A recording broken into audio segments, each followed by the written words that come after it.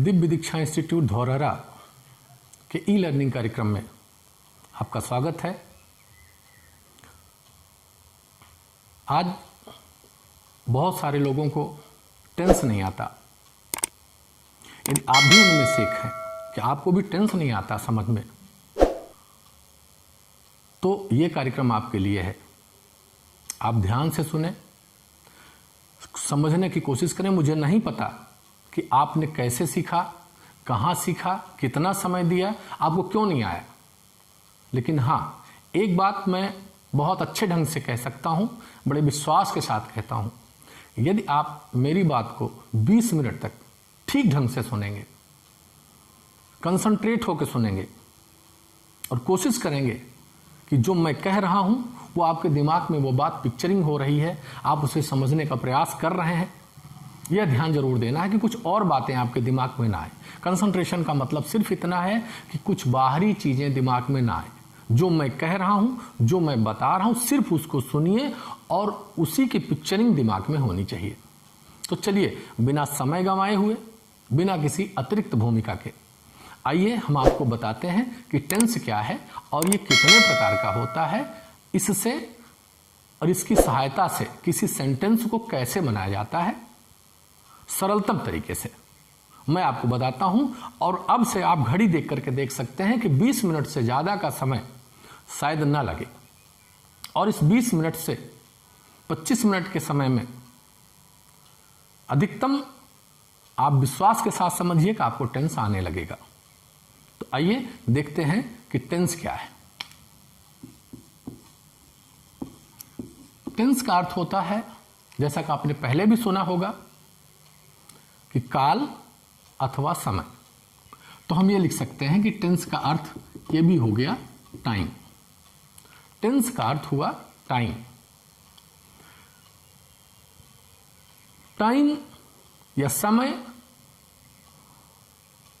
एक तो अब टाइम के प्रकार में थोड़ी सी चर्चा करते हैं कि एक तो ये टाइम है जिस समय हम इस चीज को पढ़ रहे हैं।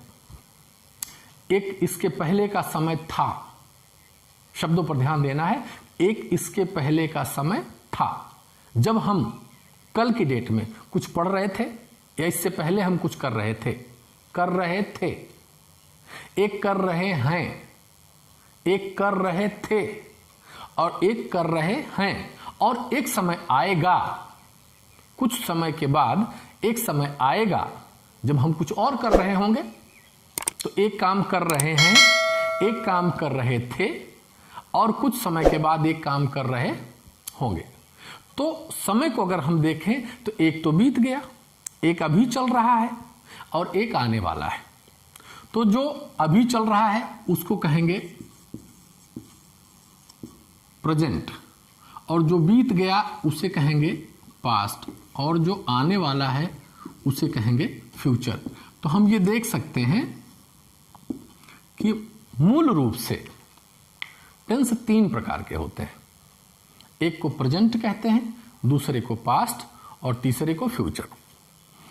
बहुत सारे विद्वानों ने और बहुत सारी किताबों में या सभी किताबों में कहूं, आपको ये लिखा मिलेगा कि प्रेजेंट मीन्स वर्तमान। आप भी जानते होंगे कि प्रेजेंट मीन्स वर्तमान, पास्ट मीन्स भूत और फ्यूचर मीन्स भविष्य। वर्तमान काल, भूतकाल, भविष्य काल, ठीक है, होता है, मैं भी मानता हूं होता है। लेकिन मैं जो बता रहा हूं ऐसा नहीं बता रहा हूं, मैं कुछ थोड़ा डिफरेंट ढंग से बता रहा हूं इसका अर्थ।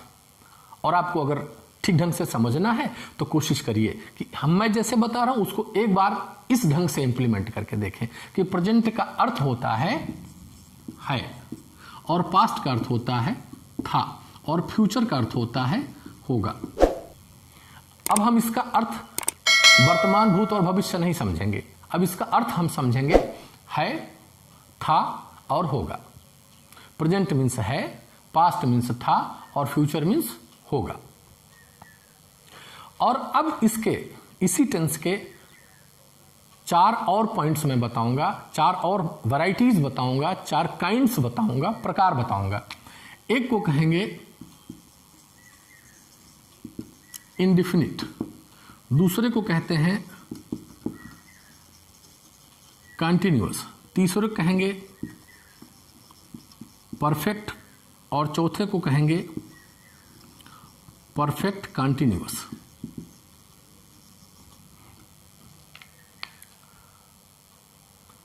इन तीनों शब्दों से हम है, था, होगा तीन अलग अलग टेंस को जाने, और अब इन्हीं के ये चार प्रकार हैं। ये चार हैं 1 2 3 4 indefinite, continuous, perfect, perfect continuous. इन चारों को हम प्रेजेंट से एक बार जोड़ेंगे, इन चारों को पास्ट से जोड़ेंगे, इन चारों को फ्यूचर से जोड़ेंगे। अथवा हम ये कह सकते हैं कि प्रेजेंट के 4 भाग हैं, ये पास्ट के भी इतने ही 4 भाग होते हैं और फ्यूचर के भी इतने ही 4 भाग होते हैं। तो चलिए देखते हैं कि प्रेजेंट को हम इसके साथ जोड़ते हैं तो क्या बनता है। Present indefinite, present continuous, present perfect और प्रेजेंट परफेक्ट कंटिन्यूअस। और पास्ट को जोड़ते हैं इससे तो past indefinite, past continuous, past perfect और पास्ट परफेक्ट कंटिन्यूअस। फ्यूचर को अगर हम जोड़ते हैं इसके साथ तो future indefinite, future continuous, future perfect और फ्यूचर परफेक्ट कंटिन्यूअस। अब खास तौर से ध्यान देने की यह बात है कि वीडियो सिर्फ उनके लिए है जिनको टेंस नहीं आता। अब वो लोग एक मेथड और अपनाएं, जैसा मैं बता रहा हूं, एक हाथ की 3 उंगलियां लें और दूसरे हाथ की 4 उंगलियां लें। एक हाथ की 3 उंगली और दूसरे हाथ की 4 उंगली, कोई भी। अब इस 3 उंगली को, इन तीनों को माने, किसी उंगली पर ध्यान दें कि हमारा प्रेजेंट है, ये पास्ट है और ये फ्यूचर है। ये प्रेजेंट है, ये पास्ट है और ये फ्यूचर है। अब इन चारों उंगलियों को समझें कि इंडेफिनिट है, ये कंटिन्यूअस है, ये परफेक्ट है और ये परफेक्ट कंटिन्यूअस है। इंडेफिनिट, कंटिन्यूअस, परफेक्ट, परफेक्ट, आगे पीछे किससे भी कर लें। ये इंडेफिनिट, कंटिन्यूअस, परफेक्ट, परफेक्ट, जैसे आपको सुविधा हो। ये समझें कि ये indefinite, continuous, perfect, perfect continuous, present, past, future, ये कुल 7 शब्द हैं। 1 2 3 4 5 6 7। अब इसके किसी अर्थ पे ना जाएं, इन केवल 7 शब्दों को आपस में मिलाएं। पहले प्रेजेंट को मिलाते हैं तो ये 4 शब्द, इस पास्ट को मिलाते हैं तो ये 4 शब्द, और फ्यूचर को मिलाते हैं तो ये 4 शब्द निकलते हैं। तो हम प्रेजेंट को इन सब के साथ जोड़ते हैं। तो पहले इस उंगली को हम इन चारों पर रखेंगे, इस इंडेफिनिट को इस पे कंटिन्यूअस रखेंगे, ये परफेक्ट है, ये परफेक्ट कंटिन्यूअस हमारा है, और हम प्रेजेंट को इस पे रखने चल रहे हैं। तो जब हम प्रेजेंट को इस पे रखेंगे तो प्रेजेंट इंडेफिनिट, और ये इसको बार बार इसका नाम लेंगे प्रेजेंट कंटिन्यूअस, ये प्रेजेंट परफेक्ट और ये प्रेजेंट परफेक्ट कंटिन्यूअस। जिसको नहीं आता वो इसी उंगली पर थोड़ा सा मार्कर से चिन्ह बना लेगा ABCD के माध्यम से, indefinite, continuous, perfect, perfect continuous. लेकिन चूंकि पहले याद रखना होगा, पहले यदि आप नहीं याद कर पाते हैं तो दिक्कत आगे होगी, तो इसलिए इसको ठीक से याद रखें। ये इंडेफिनिट, ये present, past, future, indefinite, continuous, perfect, perfect continuous. अब हम प्रेजेंट को इन चारों के साथ लगाते हैं, present indefinite, present continuous, present perfect, present perfect continuous. चलिए प्रेजेंट को हटाते हैं, आप ये पास्ट वाले को ले आते हैं। अब पास्ट के साथ इसी को छूते हैं कि पास्ट, इसका नाम लिए पास्ट और इसका नाम लेंगे इंडेफिनिट, पास्ट इंडेफिनिट, इसका नाम लिए पास्ट और इसका continuous, past continuous, past perfect, past perfect continuous. अब हम फ्यूचर को लेते हैं तो future indefinite, future continuous, future perfect, future perfect continuous. कुल मिलाकर के इसको जब रखे तो 4, इसको जब रखे तो फिर 4, इस उंगली को जब रखे तो फिर 4। प्रेजेंट के साथ 4, पास्ट के साथ 4 और फ्यूचर के साथ 4, तो 4 4 4 3 बार हो गए 12 टेंस। और ये सबसे पहले जरूरत है कि 12 टेंस के नाम आपको याद होने चाहिए। टेंस समझना है तो पहले इसके प्रकार, इसके नाम आपको आने चाहिए। और सबसे बेहतरीन तरीका है, सबसे सरल तरीका है कि 3 उंगली इसमें और 4 उंगलियां इसमें। तो present, past, future, indefinite, continuous, perfect, perfect continuous. बार बार इस प्रक्रिया को दोहरा करके, किनारे में आंख बंद करके वीडियो बंद कर दीजिए और सिर्फ इसी चीज को पहले करिए कि आपको ये चीज तैयार हुई कि नहीं हुई। अगर ये तैयार हो जाता है, इसके दूसरे स्टेप पर मैं चर्चा करने चल रहा हूं। अब आपको 12 टेंस के नाम आने लगे। अब चलिए हम चर्चा करते हैं कि इन 12 टेंस की एक मीनिंग बना के चलते हैं। इन 12 टेंस का एक शब्द होगा, जिस शब्द से हम हिंदी और इंग्लिश का तालमेल बनाएंगे कि हिंदी में कौन सा शब्द होगा, तो हम ये जानेंगे कि ये पर्टिकुलर टेंस है, जिसे हम पहचान कहते हैं, कि किन शब्दों से आप पहचानेंगे उसे कि ये पर्टिकुलर टेंस है। तो अब ध्यान रहे कि सबसे पहले आपको ये 12 टेंस के नाम इसी स्टेप से याद होने चाहिए। अगर याद हो गए हैं तो इस चीज को आगे समझिए।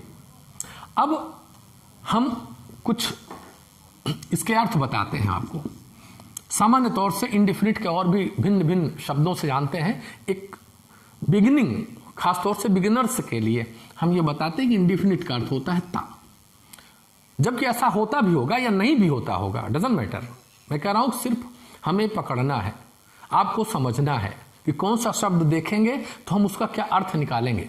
अगर आप ता शब्द देखेंगे तो सामान्य तौर से इंडिफिनिट आप जानेंगे। कंटिन्यूअस को समझना है तो यह शब्द होगा रहा। यदि आप रहा शब्द देखते हैं कहीं पर लिखा हुआ तो आप ये जानेंगे इस रहा का अर्थ होता है कंटिन्यूअस। अब परफेक्ट का अर्थ होता है चुका। कहीं परफेक्ट लिखा होगा, हम जानेंगे कि परफेक्ट का अर्थ होता है चुका। अब परफेक्ट कंटिन्यूअस का जो अर्थ होता है वो होता है समय प्लस रहा। सामान्य तौर से हम अगर देखें, थोड़ा सा गौर करने की बात यहां पे है कि कंटिन्यूअस का अर्थ होता है रहा, परफेक्ट का अर्थ होता है चुका, जबकि अगला वाला जो टेंस हमारा है ये दोनों शब्द मिला करके हैं। तो कुछ लोग तो अर्थ ये बना लेते हैं कि रहा चुका, कुछ लोग अर्थ ये ऐसा कहने लगते हैं कि चुका रहा। तो परफेक्ट कंटिन्यूअस एक शब्द में जब आएगा परफेक्ट कंटिन्यूअस, इसका अर्थ चुका रहा नहीं होगा, इसका अर्थ होगा समय के साथ रहा शब्द आएगा। कोई समय दिया होगा उसके साथ में रहा शब्द आएगा। जैसे 1 घंटे से कोई काम कर रहा है, तो इस प्रकार का जो वाक्य होगा वो समय दिया हुआ वाक्य होगा, उसको परफेक्ट कंटिन्यूअस कहेंगे। ये तो बात आई कि indefinite continuous, perfect, perfect continuous के अर्थ क्या हुए। अब हमें इन्हीं 12 टेंस को फिर से उसी स्टेप को हम दोहराएंगे। ये प्रेजेंट, पास्ट, फ्यूचर है, था, होगा। अब इसकी हिंदी हम लेते हैं। Indefinite continuous, perfect, perfect continuous. ता रहा, चुका, समय रहा। फिर से ध्यान देंगे और आंख बंद करके अपने आप से अपनी उंगलियों पर सेट करिए कि प्रेजेंट, पास्ट, फ्यूचर है, था, होगा, प्रेजेंट, पास्ट, फ्यूचर है, था, होगा, प्रेजेंट, पास्ट, फ्यूचर है, था, होगा। रट डालें।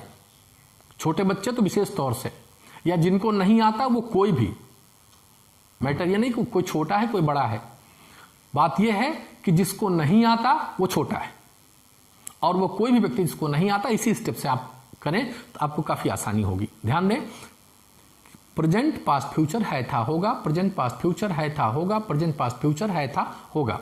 और indefinite continuous, perfect, perfect continuous. ता रहा, चुका, समय रहा, ता रहा, चुका, समय रहा, ता रहा, चुका, समय रहा, ता रहा, चुका, समय रहा। आंख बंद करके भी सोचें, है, था, होगा, present, past, future, indefinite continuous, perfect, perfect continuous. ता रहा, चुका, समय रहा, है, था, होगा, है, था, होगा, है, था, होगा, present, past, future, present, past, future, present, past, future, है, था, होगा, प्रेजेंट, पास्ट, फ्यूचर। ता रहा, चुका, समय रहा, ता रहा, चुका, समय रहा, ता रहा, चुका, समय रहा। Indefinite continuous, perfect, perfect continuous, indefinite continuous, perfect, perfect continuous. ता रहा, चुका, समय रहा। इस प्रकार से 10 बार, 20 बार, 25 बार, 50 बार, या तब तक जब तक आपको नहीं आता तब तक इस प्रक्रिया को बार बार दोहराएंगे तो हिंदी का स्टेप ठीक से समझ में आने लगा कि इसकी क्या हिंदी है और इसमें हिंदी मीनिंग क्या हमने बताई।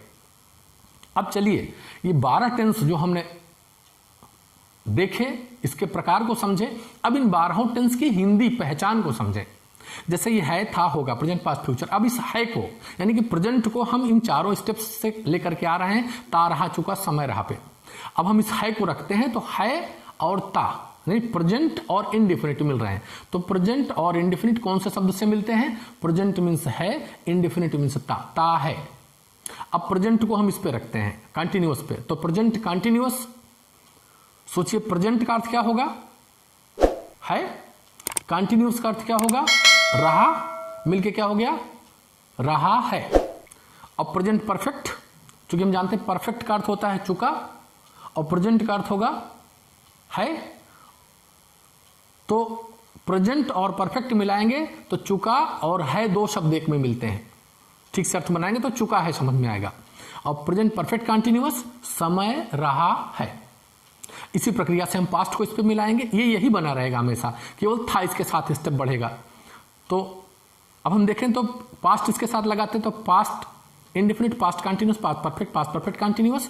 तो हम कहते ता था, रहा था, चुका था, समय रहा था। अब फ्यूचर को लगाएं तो future indefinite, future continuous, future perfect continuous. तो ता होगा, रहा होगा, चुका होगा, समय रहा होगा, ये अर्थ बनता है। तो अब इस स्टेप को एक बार बोर्ड पे देखते हैं कि है, इस ता के बगल हम अगर है लगा दें तो है का अर्थ होता है प्रेजेंट, ता मीन्स इंडेफिनिट मिल गया, प्रेजेंट इंडेफिनिट। था लगा दें तो इसका अर्थ हो जाता है पास्ट इंडेफिनिट। अगर हम इसकी जगह पे होगा लगा दें तो इसका अर्थ हो जाएगा फ्यूचर इंडेफिनिट। अब हम कंटिन्यूअस के साथ देखते हैं, कंटिन्यूअस के साथ में है लगाएं तो प्रेजेंट कंटिन्यूअस, था लगाएं तो पास्ट कंटिन्यूअस, और होगा लिख दें तो फ्यूचर कंटिन्यूअस। अब हम परफेक्ट के साथ में से यही प्रक्रिया करें, है लगाएं तो प्रेजेंट परफेक्ट, था लगाएं तो पास्ट परफेक्ट, और होगा लिख दें तो फ्यूचर परफेक्ट हो जाएगा। और अब परफेक्ट कंटिन्यूअस के साथ करते हैं, है लगाते हैं तो प्रेजेंट परफेक्ट कंटिन्यूअस, था लगाते हैं तो पास्ट परफेक्ट कंटिन्यूअस, और होगा लगा दें तो फ्यूचर परफेक्ट कंटिन्यूअस होगा। इसी प्रक्रिया को हम अपने उंगलियों पर सेट कर सकते हैं या बोर्ड पर सेट कर सकते हैं, अथवा कैसे भी, जैसे भी आपको ये दिमाग में बैठ जाए कि ये 3 शब्द प्रेजेंट पास्ट फ्यूचर है, था, होगा, और 4 शब्द इंडेफिनिट कंटिन्यूअस परफेक्ट कंटिन्यूअस, यानी ता, रहा, चुका, समय रहा, ता, रहा, चुका, समय रहा। इन 3 को और इन 4 का एक बेहतरीन कॉम्बिनेशन हमें बनाना है। एक उंगली के साथ इनके साथ में, फिर दूसरी उंगली के साथ इन 4 को, फिर तीसरी उंगली के साथ इन 4 को हम सेट करेंगे, ताकि ये हिंदी ठीक ढंग से हमारे दिमाग में बैठे, और कहीं भी लिखा हुआ कोई सेंटेंस ताकि हम देखें तो हम तुरंत पहचान लें कि ये सेंटेंस पर्टिकुलर इस टेंस में लिखा गया है। जबकि यह रूल, ये फॉर्मूला, मैं नहीं कहता कि 100% आपका सहयोग कर देगा, लेकिन मैं जरूर कह सकता हूं कि 95% आपको समझा देगा। 95% सेंटेंस को देख के आपको क्विक पहचान जाएंगे कि सेंटेंस किस टेंस में लिखा गया है। एग्जाम्पल के तौर पे कहीं पर लिखा गया है कि वह जा रहा है। सिर्फ मैं पहचानने का तरीका बता रहा हूं कि वो कैसे पहचानेंगे कि टेंस कौन सा है, आगे कैसे बनाया जाएगा सेंटेंस, ये तो बात की प्रक्रिया है। तो सबसे पहले हम समझें कि वह जा रहा है, ये लाइन लिखी है, और हमें इसमें समझना है कि टेंस कौन सा है। तो समझना क्या है, हमने जो बताया उस वाक्य का सबसे लास्ट वर्ड हमें समझना है। हमेशा किसी भी वाक्य को हिंदी से अगर इंग्लिश में ट्रांसलेट करना है तो हिंदी वाले वाक्य का लास्ट वर्ड क्या है, ये हमें टेंस को इंडिकेट करेगा, और बिना ये जाने हुए निश्चित रूप से कोई भी सेंटेंस हमारा गलत हो सकता है। तो सबसे पहले हम समझें इसका लास्ट वर्ड क्या है, ये हमें कुछ बता रहा है। है का अर्थ क्या होता है, हम देखें किसी न किसी इन 7 शब्दों में से कोई न कोई एक शब्द है जिसका है का अर्थ होता है प्रेजेंट, और इसके ठीक बगल में एक शब्द होता है, और हम स्टेप बढ़ेंगे, बार बार 2 स्टेप हम बार बार चलेंगे, 2 शब्दों पर नजर रखेंगे, दोनों शब्द बताने, एक शब्द ये वाला मिलेगा कोई न कोई, और दूसरा शब्द इसमें से कोई न कोई मिलेगा। पक्की बात है, एक इस लाइन से मिलेगा ना, और एक इस लाइन से मिलेगा। तो सबसे लास्ट वर्ड वाले इस लाइन से मिलेंगे और दूसरा शब्द इस लाइन से मिलेगा। तो पहले शब्द को हम देखते हैं, क्या है मिल गया, वह जा रहा है का अर्थ हो गया प्रेजेंट, ये टेंस बताने लगा कि ये प्रेजेंट टेंस में है। और इसके एक स्टेप हम और पहले चलेंगे तो रहा शब्द आएगा, जिसमें दूसरे लाइन में हम देखेंगे तो रहा का अर्थ होता है कंटिन्यूअस। तो एक हो गया प्रेजेंट, दूसरा हो गया कंटिन्यूअस, तो मिलके हम क्या कह सकते हैं कि कौन सा टेंस है, प्रेजेंट कंटिन्यूअस। क्लियर। अगर हम यहां है ना होता, ये था होता, वह जा रहा था, तो सिर्फ अंतर क्या आता, था का अर्थ हो जाता पास्ट, अब भी ये कंटिन्यूअस। वह खा चुका है, वह खा चुका है का अर्थ होता है प्रेजेंट, और चुका शब्द क्या होगा, चुका का अर्थ हो गया परफेक्ट। वह खा चुका है तो हम जानेंगे ये प्रेजेंट हो गया और ये परफेक्ट हो गया। अब ये मिला के क्या बन गया, प्रेजेंट परफेक्ट टेंस है। लता 1 घंटे से खेल रही होगी। इमेजिन करें कि कौन सा टेंस होगा। सबसे लास्ट वर्ड हमारा क्या कह रहा है? सबसे लास्ट वर्ड कह रहा है कि ये फ्यूचर टेंस है। उसके एक स्टेप और इधर आए तो रहा, फ्यूचर कंटिन्यूअस हो गया। रहा मीन्स कंटिन्यूअस हो गया। एक शब्द पर और ध्यान आपको देना होगा। यदि ये शब्द नहीं होता तो ये टेंस हो जाता फ्यूचर कंटिन्यूअस। अगर इसी कंटिन्यूअस, फ्यूचर कंटिन्यूअस, कंटिन्यूअस के साथ में ही परफेक्ट कंटिन्यूअस लगा होता है। इसमें इसी में कंफ्यूजन लोगों को थोड़ा सा होता है। तो कंटिन्यूअस के वाक्य में हमें ये जरूर चेक कर लेना चाहिए कहीं समय तो नहीं दिया है। अगर समय, और भी समय के साथ में से शब्द जरूर रहेगा। से नहीं रहता तो समय नहीं है। जैसे वह कल पढ़ रहा था, या वह कल से पढ़ रहा था। इन दोनों वाक्यों को अगर समझे हम कि वह कल पढ़ रहा था और वह कल से पढ़ रहा था, दोनों में क्या अंतर है?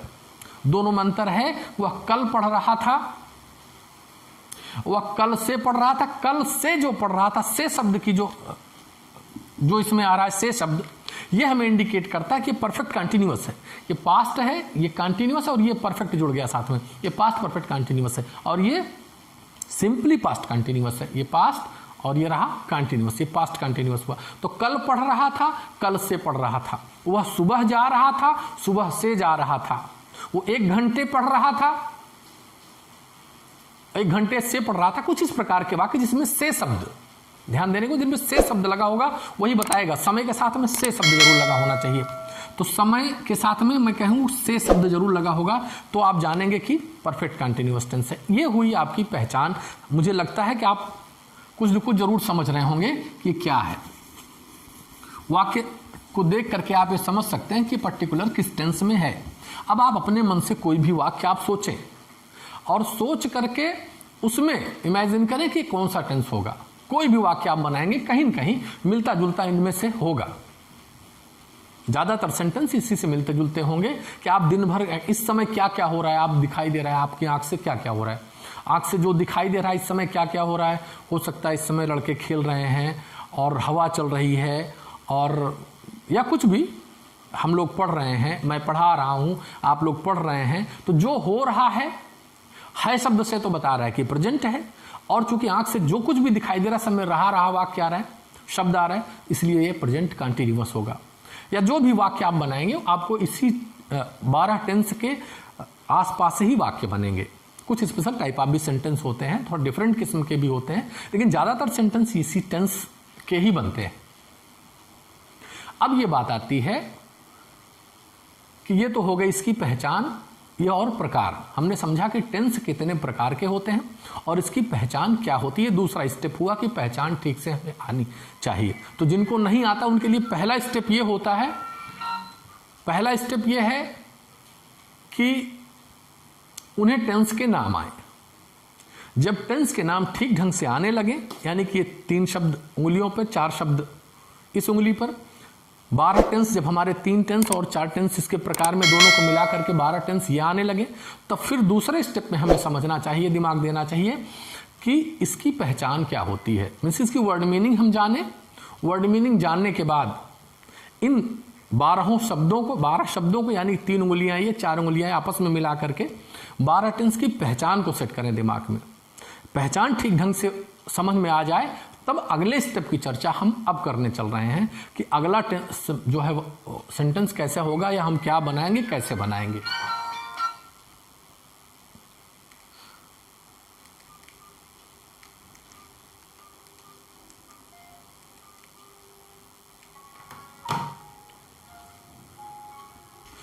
तो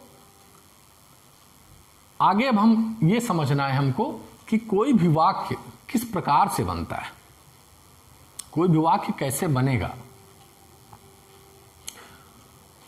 तो इस पे हम लोग ध्यान देते हैं कि वाक्य कैसे बनता है। देखिए, कोई भी सेंटेंस को बनाना है तो किसी न किसी टेंस में बनेगा। अब वाक्य की विधि में मैं बताऊंगा कि आप लोगों को 2 चीजों की बड़ी सख्त जरूरत पड़ेगी। ये पूरा टेंस समझने में हमें समझना है, कोई भी वाक्य जब हम बनाने चलेंगे उसमें दो चीज़ों की सबसे बड़ी भूमिका होती है किसी सेंटेंस को बनाने में। एक को कहते हैं मुख्य क्रिया, एक को कहते हैं सहायक क्रिया, जिसे इंग्लिश में कहेंगे मेन वर्ब, और इसको कहेंगे हेल्पिंग वर्ब। मेन वर्ब और हेल्पिंग वर्ब, इनकी बड़ी महत्वपूर्ण भूमिका होती है, ये दो शब्दों की। आप जानते हैं कि नहीं जानते हैं ये मुझे नहीं पता, लेकिन अब चलिए थोड़ा सा समझते हैं कि मेन वर्ब क्या होता है और हेल्पिंग वर्ब क्या होता है। सबसे पहले हम इसको ऐसे ही जान लेते हैं इसी टेंस के साथ में, तब हम किसी भी वाक्य को बनाने की तरफ हम लोग अगला कदम बढ़ाते हैं। तो पहले मुख्य क्रिया मेन वर्ब के रूप में हम देखते हैं कि हमारा मुख्य कार्य, जैसे हमारा जो मुख्य कार्य है इस समय वो पढ़ाना है, आपका जो मुख्य कार्य है इस समय वो पढ़ना है। इस प्रकार से हम लोग जो भी कार्य करते हैं, कोई भी व्यक्ति है ना, वो जो काम करता है उसका कोई न कोई मेन कार्य कर रहा है। जैसे कोई खा रहा है, कोई जा रहा है, तो खाना और जाना मुख्य क्रिया है उसकी। आप पढ़ रहे हो तो आपका पढ़ना मुख्य क्रिया, मैं पढ़ा रहा हूं मेरा पढ़ाना मुख्य क्रिया है। कोई हंस रहा है तो उसका हंसना मुख्य क्रिया है। तो इन शब्दों का जैसे कोई जाना हुआ, गो, ये मुख्य क्रिया हुई।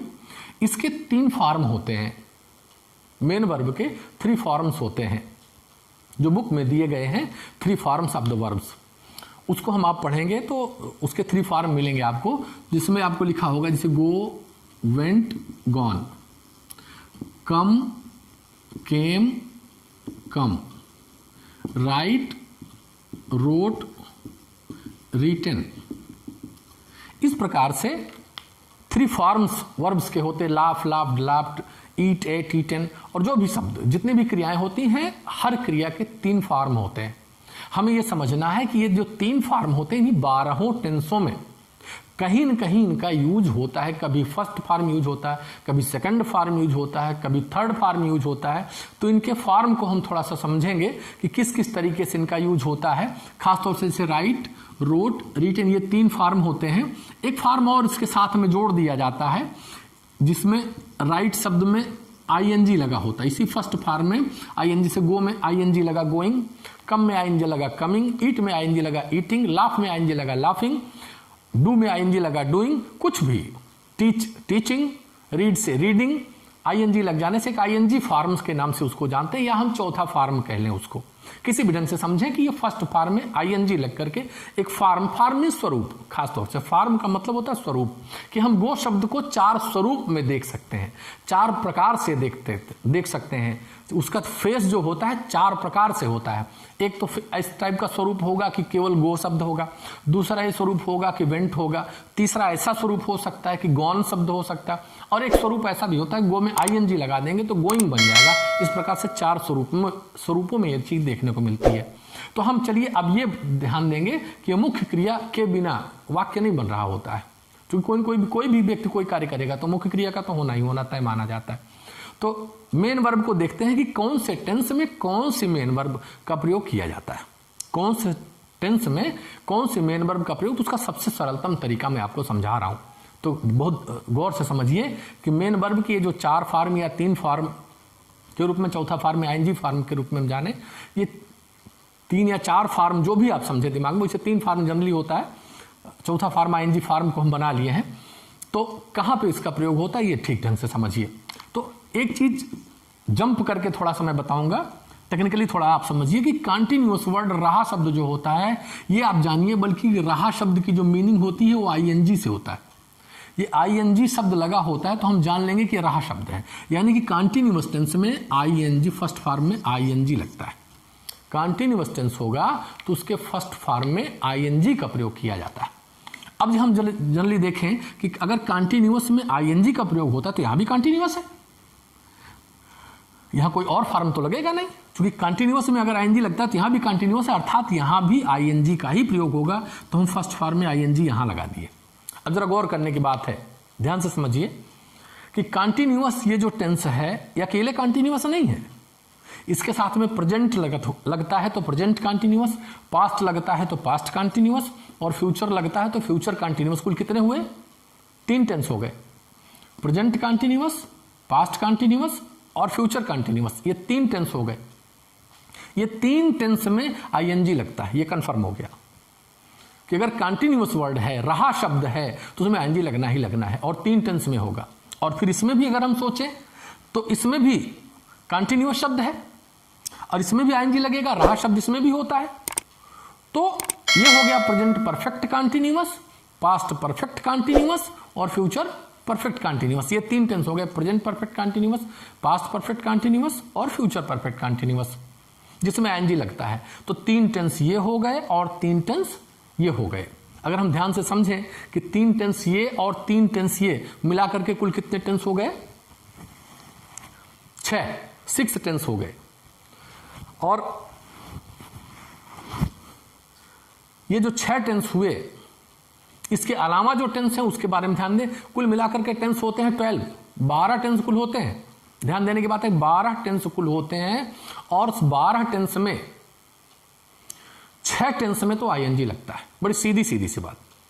अगर 12 में 6 टेंस में आईएनजी लगता है तो आधा, 12 का आधा, 12 का हाफ है 6 टेंस में तो आईएनजी लगता है। बड़ी सीधी बात, मोटे मोटे तौर से दिमाग में बैठा लें कि 12 टेंस में से आधा 6 टेंस में तो आईएनजी लगता है। वो 6 टेंस में कंटिन्यूअस वर्ड लगा होगा, 3 टेंस कंटिन्यूअस, 3 परफेक्ट कंटिन्यूअस में आईएनजी लगता है। क्लियर? आगे देखते हैं। ये जो परफेक्ट टेंस है, अपनी सुविधा के अनुसार देखें तो पहला, दूसरा, तीसरा परफेक्ट टेंस, इसमें तीसरा फॉर्म लगता है।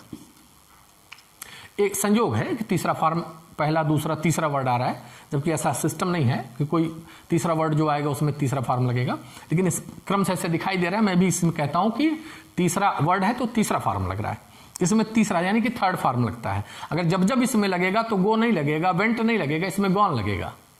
इसमें राइट अगर शब्द लिखना शब्द का इसको यूज किया जाएगा तो राइट, रोट, रिटन, इसमें रिटन लिखा जाएगा।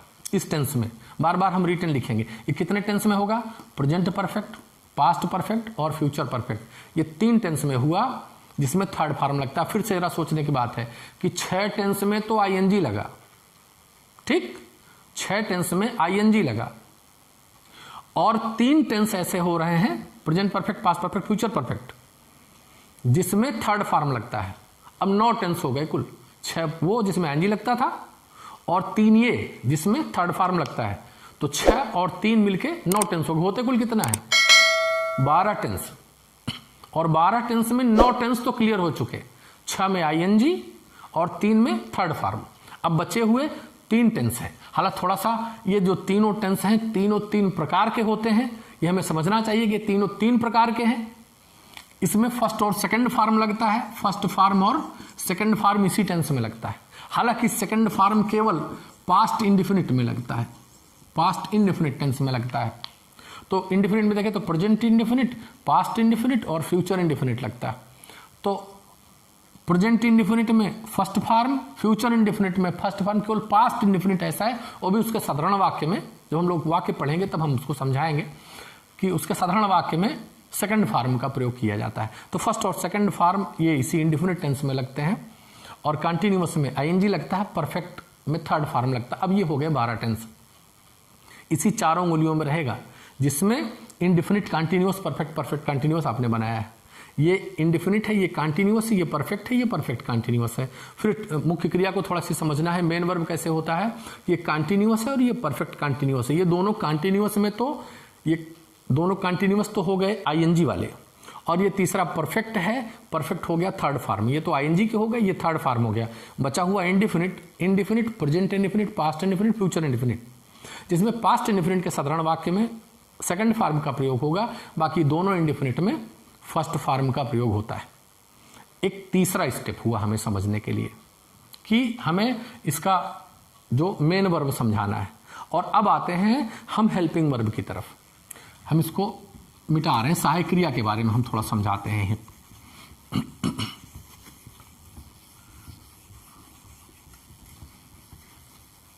इसको मिटा दिए, फिर से हम इसको लिख देते हैं कि समय रहा, समय रहा शब्द, ये चुका शब्द, ठीक। अब इसके साथ में हम हेल्पिंग वर्ब लिखने जा रहे हैं कि इनकी हेल्पिंग वर्ब्स क्या होती हैं। जब हेल्पिंग वर्ब का प्रयोग होगा तो कौन कौन सी हेल्पिंग वर्ब होती हैं। जैसा कि हम जानते हैं इंडिफिनिट है तो 3 टेंस होगा, प्रेजेंट इंडिफिनिट, पास्ट इंडिफिनिट और फ्यूचर इंडिफिनिट। तो प्रेजेंट इंडिफिनिट के साथ में ये 3 टेंस होगा। Present indefinite, past indefinite, future indefinite में देखें 3 सारी क्रियाएं होंगी। तो पहले होगा जैसे डू, डज, इसके बाद हमने क्रॉस लगा दिया तो इसका मतलब हो गया ये पहले टेंस का नहीं, प्रेजेंट इंडिफिनिट का है। इसके बाद वाला जो हम लिखेंगे वो पास्ट इंडिफिनिट का लिखेंगे, ये होता है डिड। और तीसरा जो स्टेप जो हम लिखेंगे फ्यूचर इंडिफिनिट में लिखेंगे, जिसका अर्थ जो क्रिया होती है विल और शैल। अब बात करते हैं हम कंटीन्यूअस टेंस की। Continuous, present continuous, past continuous और फ्यूचर कंटीन्यूअस, ये तीनों की क्रियाएं मैं लिख रहा हूं। तो प्रेजेंट कंटीन्यूअस की हो गई is, I am, are, cross देता हूं, फिर होती है वाज, वर, ये कौन से टेंस की हो गई, ये पास्ट कंटीन्यूअस की हो गई। फिर क्रॉस करके हमने लिखा विल बी और शैल बी, ये हो गई फ्यूचर कंटीन्यूअस की क्रिया। अब फिर हम इस टेंस पर चलते हैं परफेक्ट में, present perfect, past perfect, future perfect, इसी क्रम से तीनों हम लिखते हैं। इसकी होती हैज, हैव, दूसरी होगी हैड पास्ट परफेक्ट की, और विल हैव, शैल हैव, ये होती है फ्यूचर परफेक्ट की। अब बात करते हैं परफेक्ट कंटीन्यूअस की क्रिया क्या होती है। परफेक्ट कंटीन्यूअस में सब जितने भी हेल्पिंग वर्ब्स हैं ये परफेक्ट टेंस की, सब में बीन बीन बीन बीन जोड़ देंगे। बीन बीन जोड़ते हैं तो ये हैज के साथ में बीन जुड़ेगा तो क्या बन जाएगा, हैज बीन, और हैव के साथ बनेगा तो हैव बीन, क्रॉस हाइड के साथ में बीन जुड़ेगा तो हैड बीन, और फ्यूचर में जुड़ेगा तो विल हैव बीन और shall have been, shall have been. ये हुई इसकी हेल्पिंग वर्ब्स, इसकी सहायक क्रिया हो गई, सहायक क्रिया, इसको हम कहेंगे हेल्पिंग वर्ब। और ये इसकी हो गई मुख्य क्रिया, मुख्य क्रिया अर्थात मेन वर्ब। ये दो चीजें बहुत इंपॉर्टेंट है, मैं करूं सबसे इंपॉर्टेंट है। ये इतनी इंपॉर्टेंट है जितना कि किसी शरीर में हार्ट और ब्रेन। सिंपली समझिए, किसी शरीर में हार्ट और ब्रेन का जो रोल है वही रोल मेन वर्ब और हेल्पिंग वर्ब का होता है किसी सेंटेंस में। शरीर का कोई भी अंग टूट जाए, किसी भी अंग में कोई खराबी आ जाए, शरीर जिंदा रहेगा, पॉसिबल है, संभव है। लेकिन यदि हार्ट फेल हो जाए, यदि ब्रेन फेल हो जाए, मुझे नहीं लगता कि इसके बावजूद भी कोई व्यक्ति जिंदा रह सकेगा। वही रोल अगर हेल्पिंग वर्ब गलत हो गई या मेन वर्ब गलत हो गई तो सेंटेंस डेड हो गया। जैसे कोई शरीर डेड हो जाती, हार्ट और ब्रेन के फेल होने में कोई एक फेल हो जाए, और हाथ टूट जाए, खंड खंड हो जाए, डॉक्टर फिट कर लेता है। पैर टूट जाए, डॉक्टर फिट कर लेगा। यानी कि वाक्य में कोई भी और शब्द एक बार कोई गलतियां हो जाए किसी शब्द में तो करेक्ट हो सकती हैं, कोई संभाल सकता है, या कुछ मार्क्स उसमें मिल सकते हैं। पूरा सेंटेंस नहीं, डेड नहीं हुआ है सेंटेंस, रॉन्ग तो कोई नहीं काटेगा पूरी तरह से। तो ये दो चीजों पर हमें पूरा यही पढ़ना है। हम अगर ये समझें कि 50% हम पूरे सेंटेंस मेकिंग दौर में हम 50% कंसंट्रेशन इसी पर बराबर दिए रहेंगे, और मुझे तो लगता है और भी कुछ परसेंट कि हम हेल्पिंग वर्ब और मेन वर्ब पर नजर रखें, सेंटेंस अपने आप सेट होने लगेंगे। और कुछ बहुत पढ़ने कम, धीरे धीरे एक्सपीरियंस से जल्दी आ जाते हैं अन्य चीजें, लेकिन इनको याद करना, ये तो अब रटना पड़ेगा आपको। इसमें और कोई तरीका काम नहीं करेगा। मैं सिर्फ इतना ही तरीका कहूंगा कि जब इंडिफिनिट याद करिएगा तो केवल इंडिफिनिट याद करिएगा। जैसे present indefinite, past indefinite, future indefinite आप लेते हो तो do, does, did, will, shall. Continuous जब याद करिए तो केवल कंटिन्यूअस तीनों बैठाइए दिमाग में, present continuous, past continuous, future continuous, is am are, was were, will be, shall be, is am are, was were, will be, shall be, present continuous, is am are, past continuous, was were, future continuous, will be, shall be. अब perfect की तरफ बढ़ते हैं तो present perfect, past perfect, future perfect, present perfect has have, past perfect had, future perfect will have, shall have. ऐसे एक बार में एक टेंस को साधिए, यानी प्रेजेंट को साधिए तो present perfect, past perfect, future perfect तीनों एक साथ में लीजिए।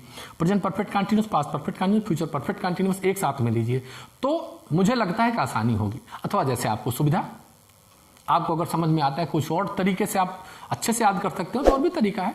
एज विश, आपको लर्न करना है, ये तैयार होना है, और ऐसे तैयार होना है जैसे आपको अपना नाम याद रहता है।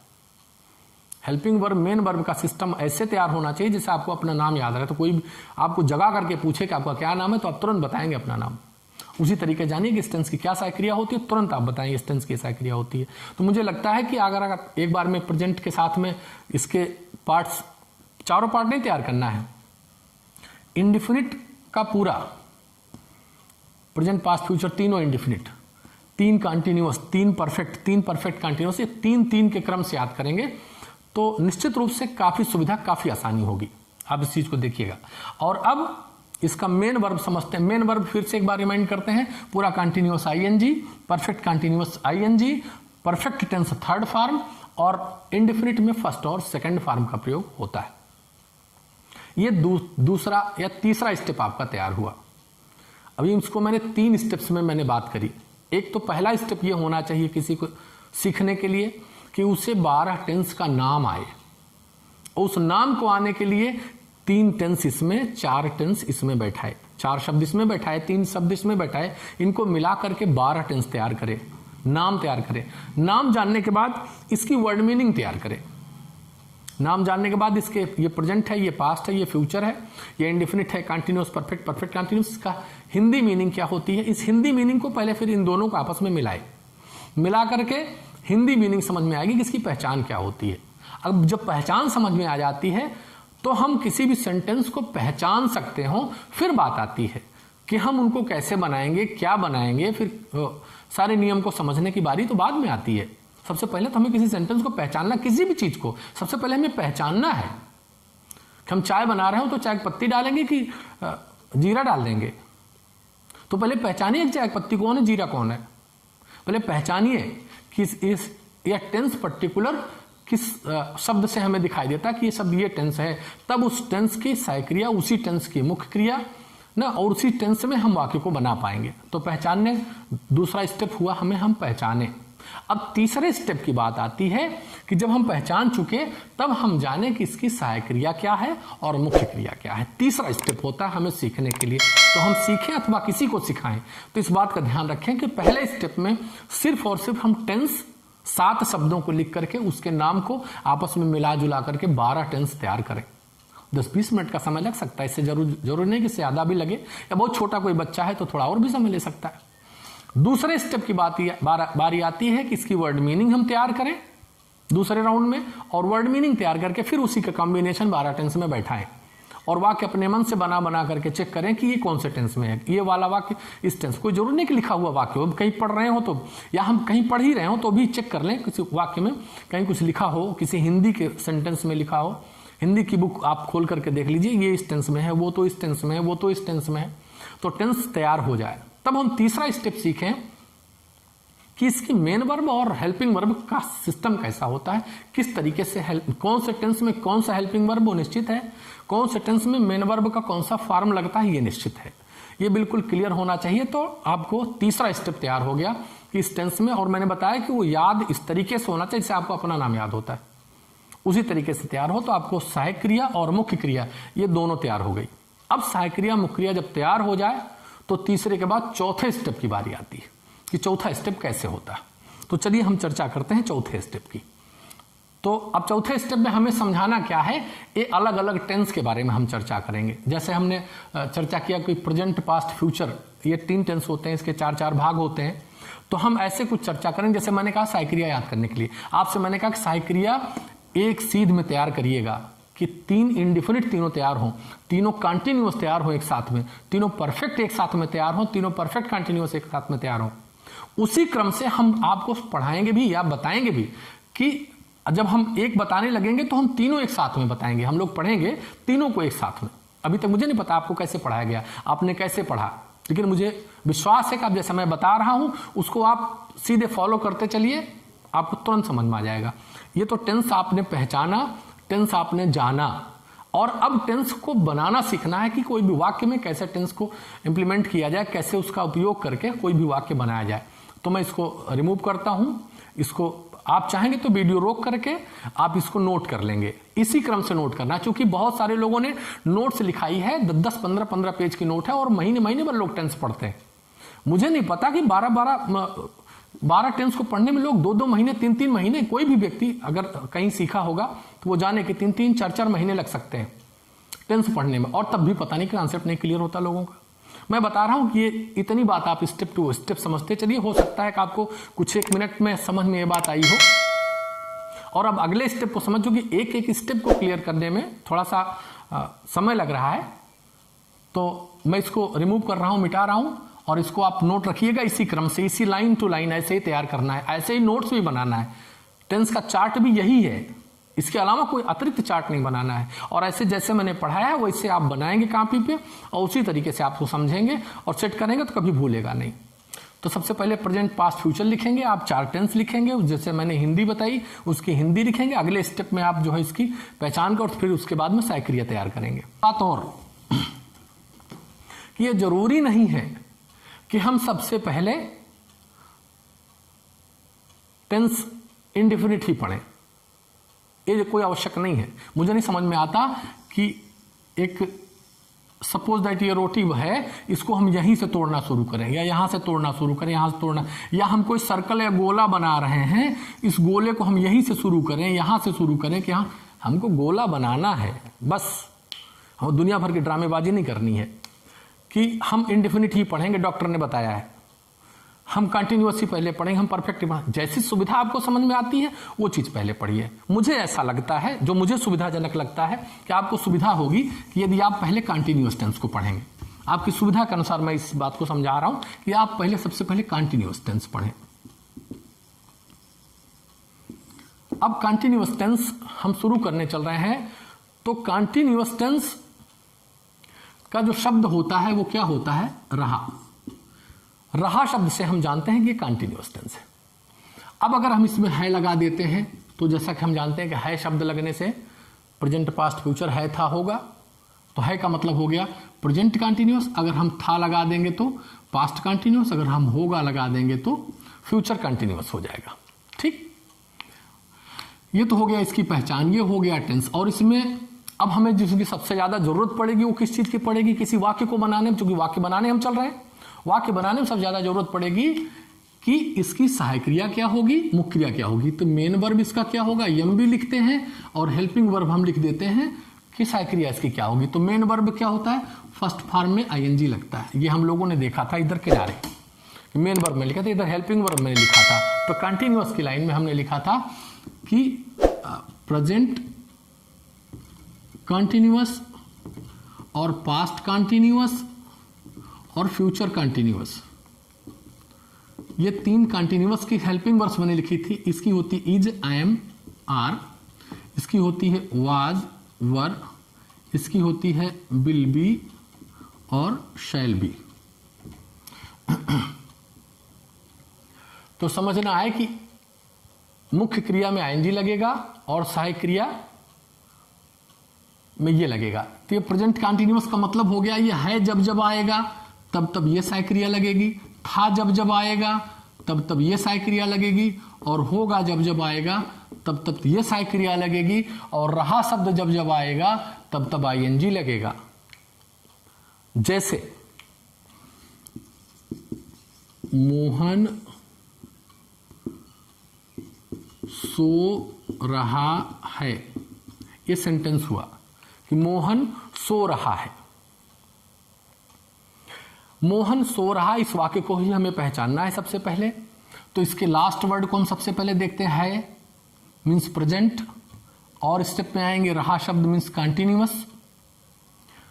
तो ये प्रेजेंट कंटिन्यूअस होगा। तुरंत हमारे दिमाग में बात आनी चाहिए कि प्रेजेंट कंटिन्यूअस का रूल लगेगा। तो प्रेजेंट कंटिन्यूअस की हेल्पिंग वर्ब लगेगी और मेन वर्ब लगेगी। मेन वर्ब और हेल्पिंग वर्ब कॉम्बिनेशन, क्योंकि जितने कंटिन्यूअस है सब में आईएनजी लगेगा। तो प्रेजेंट कंटिन्यूअस में भी आईएनजी लगेगा, पास्ट कंटिन्यूअस में भी आईएनजी लगेगा, फ्यूचर कंटिन्यूअस में भी आईएनजी लगेगा, लेकिन इनकी अलग अलग हेल्पिंग वर्ब्स लगेंगी। तो हेल्पिंग वर्ब्स को थोड़ा सा समझ करके हमें चलना है कि यहाँ है शब्द लगा हुआ है में कौन सी हेल्पिंग वर्ब लगनी है के साथ में अगर हम देखें तो इज एम आर में से कोई हेल्पिंग वर्ब लगेगा।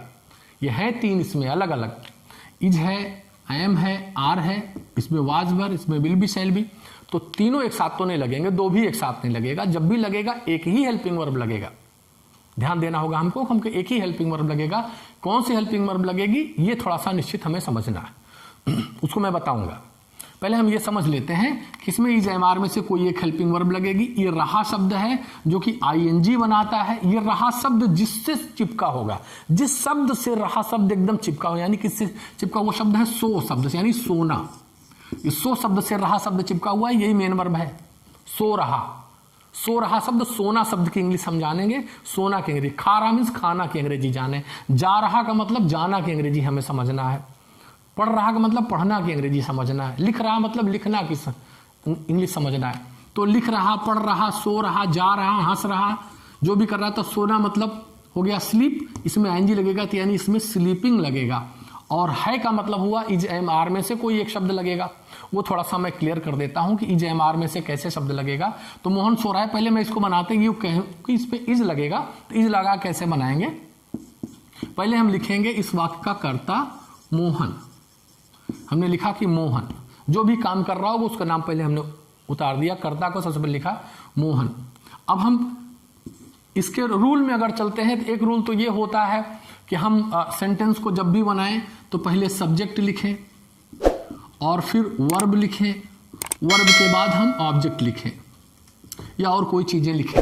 क्रम तो यही होता है जिसको हम कहते हैं कर्ता, क्रिया और कर्म, इसी क्रम से। हालांकि ये एक शब्द अगर दिमाग में बैठे रहे तो बहुत अच्छी बात है। इसको बैठा करके कर्ता, क्रिया, कर्म, सब्जेक्ट, वर्ब, ऑब्जेक्ट, कर्ता, क्रिया, कर्म, कर्ता, क्रिया, कर्म, कर्ता। कोई भी सेंटेंसेस दुनिया में बनेगा इसी क्रम से बनेगा।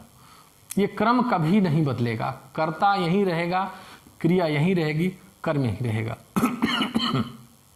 तो कर्ता, क्रिया और कर्म, कर्ता, क्रिया, कर्म, इसी से सेंटेंस फ्रेम होता है। लेकिन हम कहते हैं थोड़ी देर के लिए कर्ता, क्रिया, कर्म को अगर हम इस तरीके से थोड़ा सा समझने में, हम आगे चल के वैसे ही समझेंगे, लेकिन यहाँ पर थोड़ा समझते हैं थोड़ा एक नियम से और बैठ करके। अगर जिसको कुछ भी नहीं समझ में आता है कि कर्ता क्या होता है, क्रिया क्या है, कर्म क्या है, और ढेर कुछ समझना अभी बाकी है, वो इतना ही समझें इस वाक्य में जो काम को कर रहा है उसी को कर्ता कहते हैं। कभी मोहन, मैं पढ़ा रहा हूँ तो मैं इसका कर्ता हुआ, तुम लोग पढ़ रहे हो तो तुम लोग इसका कर्ता हुए। कोई भी आदमी, बच्चा दौड़ रहा है तो बच्चा इसका कर्ता हुआ, दौड़ना उसकी क्रिया हुई। तो बच्चा, मोहन, तुम, मैं, ये शब्द पहले हमने लिख लिया। उसके बाद वाक्य पीछे से एक एक शब्द की इंग्लिश बनाते हुए चले आए, जो भी लगना हो पीछे से सेट करते हुए हम चले आएंगे, वाक्य सेंटेंस बन जाएगा। तो यहाँ इधर हमने लिखा मोहन, अब पीछे से इधर देखते हैं तो इधर हो गया हमने हेल्पिंग वर्ब क्रिया मिल गई, और यहाँ सो रहा शब्द से मिल जाएगा तो ये मेन वर्ब मिल जाएगा, मुक्रिया मिल जाएगी। तो पहले हम लिखेंगे मोहन इज, फिर सोना की अंग्रेजी हो गई ना स्लीपिंग। तो ये सेंटेंस बन गया क्या कि मोहन इज स्लीपिंग। अब यहां पर मान लीजिए थोड़ी देर के लिए है न शब्द ना होता, है की जगह पर क्या शब्द होता, था शब्द होता। तो था शब्द यहां पे है तो हम क्या चेंज आएगा, तब ये टेंस कौन सा हो जाएगा, पास्ट कंटिन्यूअस टेंस हो जाएगा, क्योंकि था और उसमें कोई परिवर्तन नहीं है, केवल हेल्पिंग वर्ब चेंज हो जाएगी। तो इज की जगह पे अब यहां क्या लग जाएगा, वाज। इसी जगह पर है था ना होता केवल होगा शब्द आ जाएगा, तो हम जान लें होगा शब्द आएगा तो सक्रिय क्या हो जाएगी, विल बी, शैल बी। और हम यहाँ पर इस सबको क्या हम लिख देंगे, विल बी। अर्थ क्या बन जाएगा, Mohan will be sleeping, Mohan is sleeping, Mohan सो रहा है, मोहन वाज स्लीपिंग, मोहन सो रहा था, Mohan will be sleeping, Mohan सो रहा होगा। अब थोड़ा सी समझ लें हम इसके साथ साथ में, जैसा कि मैंने बताया कि इज, एम, आर, वाज, वर और विल बी, शैल बी कैसे किसके साथ लगते हैं, तो थोड़ा सा ये समझ करके चलें तो बेहतर होगा, अच्छा होगा। मैं बता रहा हूं कि जैसे he, she, it, I, we, you, they, ये प्रोनाउन है जिसमें राम, लता, डॉग ऐसे शब्द आ सकते हैं। इस किसी का नाम हो सकता है, अथवा ही मीन्स वह, शी मीन्स वह, इट मीन्स वह, पुरुष, स्त्री और नपुंसक लिंग, और उसमें राम, लता, डॉग ऐसे हुआ। इसको हम सिंगुलर नंबर कहते हैं, सिंगुलर नंबर अभी जब हम उसको नाउन पढ़ाएंगे तो फिर उसके बारे में हम सिंगुलर नंबर और प्लूरल नंबर के बारे में विस्तृत चर्चा करेंगे। सामान्य तौर से आप जाने इसको हिंदी में कहते हैं एक वचन। ये एक वचन के कर्ता होते हैं। अगर ये सब किसी का नाम आ जाए और ही सी इट ये शब्द आ जाए कर्ता के रूप में तो सिंगुलर नंबर एक वचन के कर्ता होते हैं। और आई बी यू दे सामान्य तौर से तो ये प्लूरल में आते हैं, प्लूरल नंबर में आते हैं, जिसको कहते हैं बहुवचन। हिंदी और संस्कृत में उसको बहुवचन कहेंगे, इंग्लिश में प्लूरल नंबर कहेंगे। तो बहुवचन हो गया। अब इसके साथ में हम थोड़ा सा प्रेजेंट कंटिन्यूअस, पास्ट कंटिन्यूअस और फ्यूचर कंटिन्यूअस की हेल्पिंग वर्ब सेट कर रहा हूं कि आई एक स्पेशल प्रोनाउन है। हालांकि फर्स्ट पर्सन जब हम पर्सन बताएंगे, जेंडर बताएंगे और उसका नंबर बताएंगे तो हम नाउन थोड़ा सा समझाना शुरू करेंगे तब। अभी ऐसे ही टेम्पररली आप हम समझ लेंगे। तो ये ही सी इट एक वचनकर्ता के साथ हम देखें तो छोड़िए यहाँ पे नहीं लिखता हूँ, थोड़ा सा आगे बढ़ाते हैं तो आसान हो जाएगा आपको ये समझना। पहले मैं लिखता हूँ कि प्रेजेंट कंटिन्यूअस, फिर पास्ट कंटिन्यूअस, फिर फ्यूचर कंटिन्यूअस। ये 3 टेंस हो गए। अब मैं यहाँ पे लिखता हूँ कि he she it I we you they. इनके साथ में प्रेजेंट कंटिन्यूअस में कौन कौन सी साइक्रियाँ लग रही हैं? तो इसके साथ में इज लग रहा है, इज लगता है, इज लगता है, आई के साथ आई एम लगता है और बी के साथ आर लगता है, आर लगता है, आर लगता है। अब इसी के साथ में हम ये कहेंगे अगर कोई राम लिखा हो, लता लिखा हो, डॉग लिखा हो तो भी हम इज ही लगाएंगे। और आई के साथ यहाँ कोई बॉयज लिखा हो ना, गर्ल्स लिखा हो, प्लूरल नंबर के चिल्ड्रन है, बच्चे हैं, तो इस तरीके से हम यहाँ पर आर का प्रयोग करेंगे। ये कौन से वाले में जिसमें है रहा होगा, यानी कि प्रेजेंट कंटिन्यूअस वाले वाक्यों में। अब था वाले वाक्यों में यानी पास्ट कंटिन्यूअस वाले वाक्यों में हम इसके साथ वाज लगाएंगे, वाज लगाएंगे, वाज लगाएंगे। आई के साथ भी वाज लगाएंगे। वी यहाँ वर, वर, वर एटसेट्रा आगे वर ही लगाएंगे। हम इसको ऐसे ही क्रॉस ले लेते हैं। ये थोड़ा स्पेशल टाइप ऑफ प्रोनाउन, इसके लिए आई को वीआईपी प्रोनाउन कहते हैं, स्पेशल प्रोनाउन करते हैं फर्स्ट पर्सन का। आई भी हालांकि स्पेशल होता है लेकिन आई कुछ वीआईपी प्रोनाउन होता है जिसके साथ में अलग से हेल्पिंग वर्ब बन के आती हैं। ये थोड़ा सा हमें समझना है कि इसके लिए अलग से हम सारे रूल्स को समझेंगे। एक वचन और बहुवचन से थोड़ा इतर होता है, अलग होता है। अब हम फ्यूचर कंटिन्यूअस में समझेंगे। अब एक लाइन में अगर हम समझें कि इसकी साइक्रिया विल बी और सेल भी होती है। विल भी सबके साथ लगती है, मॉडर्न इंग्लिश में विल भी सबके साथ होती है। सेल भी जरूरी नहीं हम कहीं लगाएं, अगर लगाने की इच्छा आपकी हो तो आई बी के साथ में लगता है, लेकिन वहां भी विल भी लगता है। पहले देखिए विल भी सबके साथ, मैं विल भी सबके साथ, विल भी सबके साथ, विल बी। अब हमने इसे समझ लिया कि विल भी तो सबके साथ लगता है, क्लियर होगी बात। अब हम ये समझना अगर सेल भी लगाने की इच्छा हो तो आपकी कुछ कंडीशंस हैं जहां सेल लगता है। आप चाहें तो सेल भी यहां भी लिख सकते हैं। किसके साथ में? आई के साथ में। आई सेल बी के साथ, आई के साथ सेल भी लिख सकते हैं, लेकिन विल भी गलत तो नहीं है, आप विल भी लगाइए। और बी के साथ में भी आप चाहें तो सेल बी का प्रयोग कर सकते हैं। आई बी के साथ में लगा सकते हैं सेल बी, लेकिन विल बी भी लगता है। बड़ी क्लियर सी बात है कि विल बी सबके साथ लगता है और सेल बी ये आई और बी के साथ लगता है। एक बात और मैं अब थोड़ा सा क्लियर बताऊं, बुक्स में ये लिखा मिलेगा कि आई और वी के साथ सेल का प्रयोग करते हैं। आई और वी के साथ सेल का प्रयोग करते हैं, ऐसा बुक्स में भी लिखा रहेगा और टीचर भी आपको ये चीज बता रहे होंगे। मैं आपको एक बात कहूं, इसी का थोड़ा सा, इसी बात को थोड़ा दूसरे ढंग से घुमा के मैं कहूं तो मैं ये कहता हूं कि सेल बी का प्रयोग आई के साथ लगता है, सेल बी का प्रयोग आई बी के साथ लगता है। बुक में लिखा है कि आई बी के साथ सेल बी का प्रयोग होता है, मैं कह रहा हूं सेल बी का प्रयोग आई के साथ होता है। बात थोड़ी सी मजाकिया किस्म की आपको लग रही होगी कि ये तो बात एक ही हुई, बात एक ही हुई कि आई बी के साथ सेल का प्रयोग होता है सेल बी का, या सेल बी का प्रयोग आई बी के साथ होता है। बात एक ही हुई? नहीं, बात एक नहीं होती, बात बिल्कुल अलग होती है। विचार करके देखिए आप, आपके फादर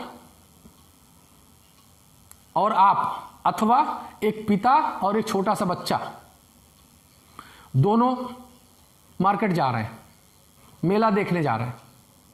विचार करके देखिए कैसे कहेंगे, बात दोनों एक ही है। पिता बच्चे के साथ मेला देखने जा रहा है, बच्चा पिता के साथ मेला देखने जा रहा है, बच्चा पिता के साथ मेला देखने जा रहा है, छोटा बड़े के साथ जा रहा है कि बड़ा छोटे के साथ जा रहा है, जबकि बात दोनों एक है। लेकिन उपयुक्त और उचित ऐसा लगता है कि वो बच्चा पिता के साथ जा रहा है, पिता बच्चे के साथ नहीं जा रहा है, बच्चा पिता के साथ जा रहा है। तो मेरे यही करने का मतलब आई भी का प्रयोग शैल बी के साथ नहीं लगता, शैल बी का प्रयोग आई के साथ लगता है। शैल बी की गरज हो तो जाके आई के साथ लगे, आई की गरज नहीं है क्या शैल बी, आई के साथ तो बिल भी पर्याप्त है, शैल बी की गरज हो तो आई के साथ लगे।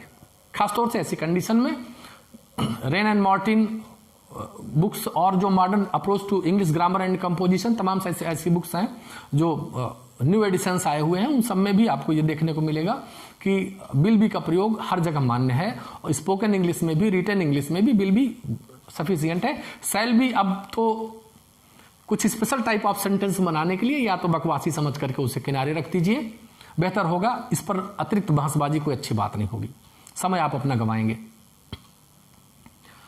तो सेंटेंस पर दबाव वगैरह बनने पर, थोड़ा फोर्स वगैरह करने पर और विल बी और शैल बी का एक दूसरे में ट्रांसफर होगा, जिसको हम थोड़ा सा ट्रांसलेशन की स्पेशल टाइप ऑफ सेंटेंसेस जब पढ़ाने लगेंगे, बताने लगे तो उसके बारे में बताऊंगा स्वतः से ही। तो मैं आपसे चर्चा कर रहा था कि एक वचन यानी सिंगुलर नंबर के साथ ये इज लगता है, वाज लगता है, विल बी लगता है, प्लूरल नंबर के साथ आर लगता है, वर लगता है, विल बी लगता है, लेकिन आई के साथ थोड़ा स्पेशल कंडीशन रहती है, ये हमें समझ के चलना है। यही सिंगुलर नंबर, प्लूरल नंबर, ये सिंगुलर है, ये प्लूरल है, ये एक वचन वाला है, ये बहुवचन वाला है। इस चीज को आप चाहे तो अपने पास में नोट रख सकते हैं। और इसके बाद मैं आपको फिर उसी सेंटेंस पर लेकर के चलता हूं कि ये चीज कॉपी में कहीं पर अलग से आप नोट रखेंगे, और कहीं कोई कंफ्यूजन आया था तो इस चीज को उठा करके देख लेंगे तो आई के साथ क्या लगता है, ही के साथ का टेंस एक ही रहेगा कि present continuous is am are किसके किसके साथ लगता है, पास्ट कंटिन्यूअस वाज वर किसके किसके साथ लगता है, future continuous will be shall B किसके किसके साथ लगता है। ठीक, तो इसको मैं मिटा रहा हूं। अब पुनः मैं उसी सेंटेंस पर चलता हूं जो सेंटेंस हम बनाने के बारे में मैं आपसे चर्चा कर रहा था कि सेंटेंस हम लोग कैसे बनाएंगे। तो सेंटेंस हम देखते हैं कि जैसे हम लिखते हैं कि लता किताब पढ़ रही है, या पढ़ रही थी, या पढ़ रही होगी। हम तीन टेंस एक साथ में पढ़ेंगे, कुछ अलग नहीं, चूंकि तीनों में सिर्फ हमको हेल्पिंग वर्ब चेंज करना, और सारी चीजें यथावत ऐसे ही रहेंगी। तो लता किताब पढ़ रही है, सबसे पहले हम इस सेंटेंस पर आते हैं कि लता किताब पढ़ रही है, तो है का मतलब हुआ प्रेजेंट, रहा मीन्स हो गया कंटिन्यूअस, पढ़ना ये मेन वर्ब हो गया, यहाँ हेल्पिंग वर्ब हो गया, ये हेल्पिंग वर्ब हो गया, इसका क्या होगा is am are, main verb में आईएनजी, पढ़ना यानी कि रीडिंग, इसमें इज एम आर और रीडिंग। लता एक वचन का है, इसलिए यहाँ पे क्या लगना है लता इज। अब हम वाक्य को पहले सबसे पहले लता लिखते हैं कि लता हम लिख दिए, लता के बाद वाक्य एक एक शब्द की अंग्रेजी दाहिने से बाएं बनाते हुए चले आए, मैक्सिमम सेंटेंस आपके बन जाएंगे। मैक्सिमम आपको अंदर ही हौसला आ जाएगा कि सेंटेंस हम बनाने लगेंगे, अब कोई दिक्कत नहीं होगी। जबकि ये कोई रूल, फिक्स रूल या परफेक्ट रूल रीजनेबल नहीं है, तार्किक नहीं है, लेकिन सुविधाजनक जरूर है, आसान जरूर है। काफी कुछ ट्रैक पर ले आने के लिए कुछ गलतियां हो जाएंगी, लेकिन कुछ ट्रैक पर ले आने के लिए बेहतर तरीका होगा। जो बिगिनर्स हैं इसी तरीके से वाक्य को पहले बनाएं, उसके बाद उस सब्जेक्ट ऑब्जेक्ट और इसका सिस्टम फॉलो करेंगे। तो पहले लता, फिर लास्ट में लता इज, फिर पढ़ना रीडिंग, फिर किताब। हम अ बुक लिख सकते हैं या द बुक लिख सकते हैं। अभी इसमें भी आर्टिकल के भी पचले में बहुत ज्यादा नहीं फंसना चाहिए। सबसे पहले आपका पूरा दिमाग का कंसंट्रेशन इन दो वर्ड्स पे होना चाहिए कि सहायक्रिया कौन सी लगेगी, मुख्य कौन सी लगी, जिसमें कर्ता को एक वचन बहुवचन देख करके ही आप ये चीज क्लेरिफाई कर पाएंगे कि लता एक वचन करता है तो इज लगेगा, रीडिंग लगेगा, लता इज रीडिंग, इस तरीके से हुआ। ठीक, और अब इसके बाद था में अगर हम लिखते हैं तो कैसे बनेगा, लता, इसी जगह हो जाएगा लता वाज रीडिंग ए बुक। अगर हम इसी को फ्यूचर में होगा लगाएंगे तो कैसे बनेगा, Lata will be reading a book. तो ये तीनों टेंस में हम सेंटेंस को बना रहे हैं। और नेक्स्ट सेंटेंस हम बनाते हैं,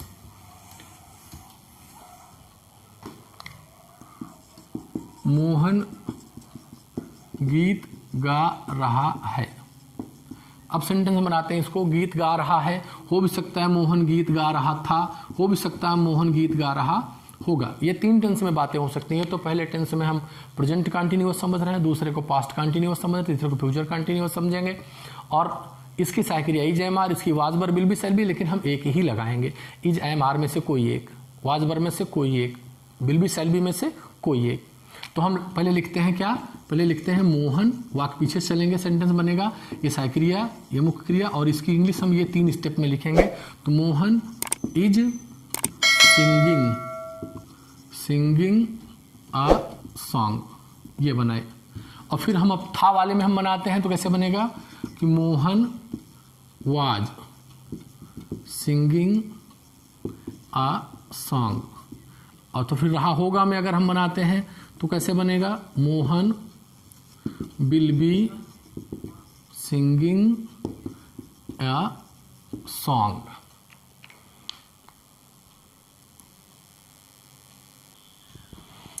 चलिए कुछ वाक्य और देखते हैं।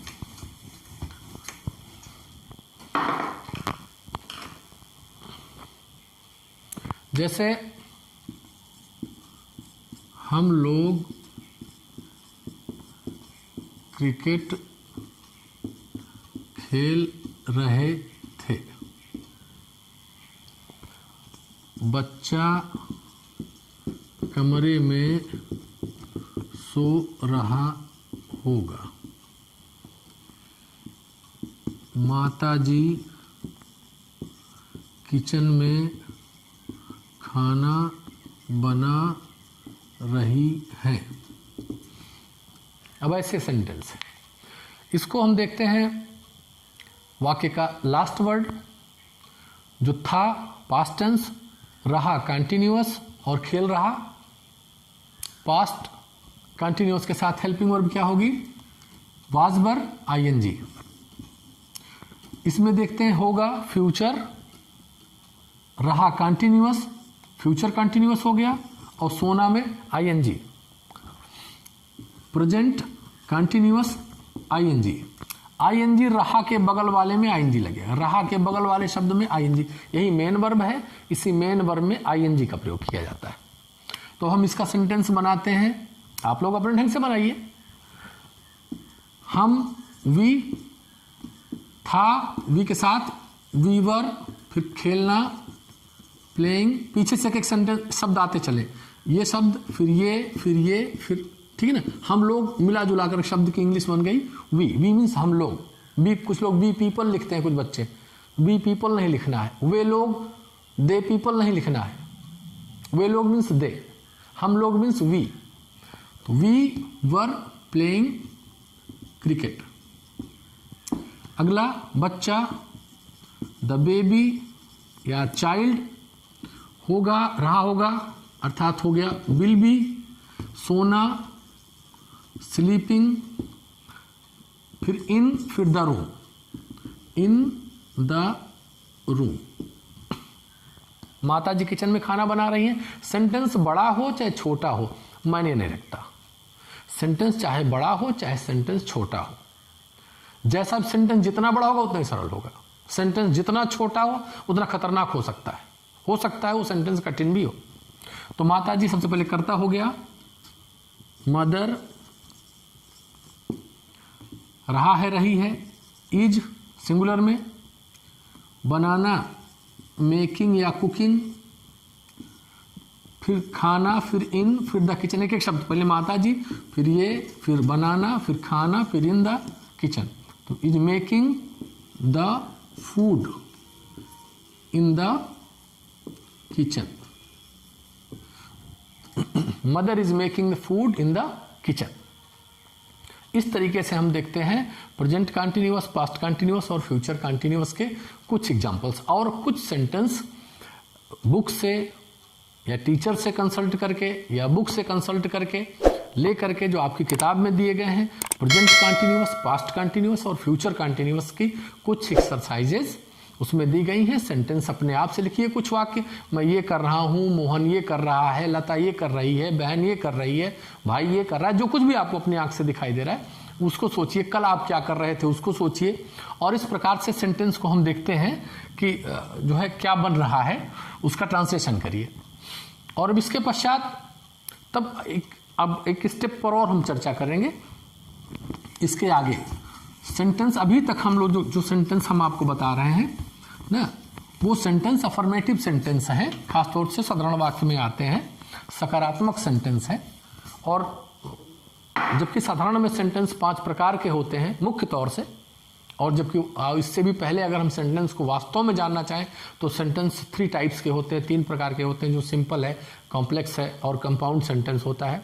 लेकिन हम सिंपल सेंटेंस में ही पढ़ रहे होते हैं हम लोग ना, affirmative sentence, negative sentence, interrogative sentence और exclamatory sentence, optative sentence, imperative sentence, ऐसे 5-6 काइंड्स उसको मिला जुला करके होते हैं। तो सबसे पहले हम लोग अफर्मेटिव सेंटेंस ही अभी तक हम लोग पढ़ रहे हैं। अभी नेगेटिव इंट्रोगेटिव की आगे हम चर्चा करेंगे।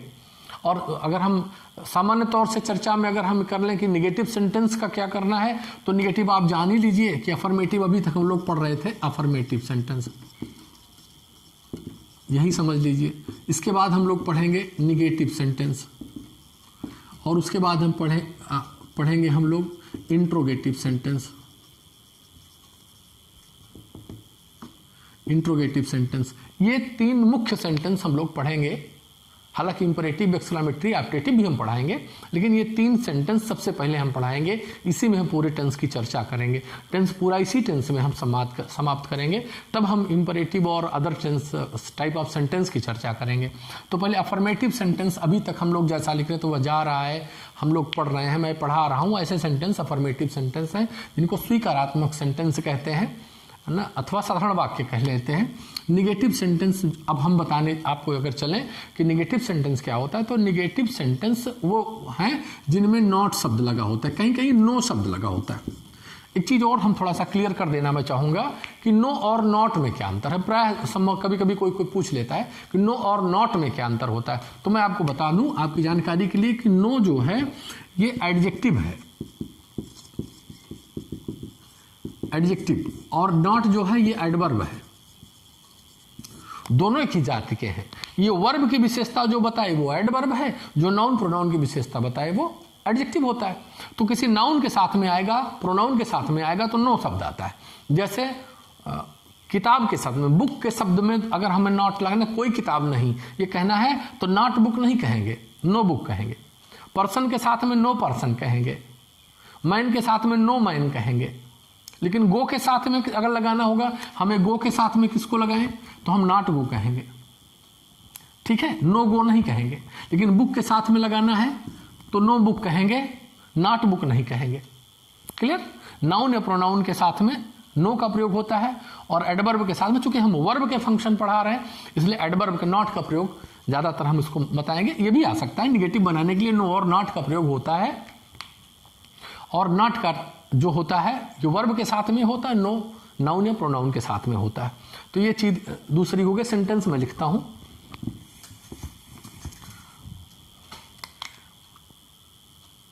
सामान्य तौर से हम इस निगेटिव को अगर बताएं कि नॉट हमें लगाना है तो कहां लगाएं।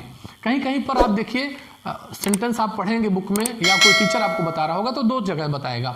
एक तो साधारण वाक्य में नॉट लगाना, एक प्रश्नवाचक वाक्य में नॉट लगाना।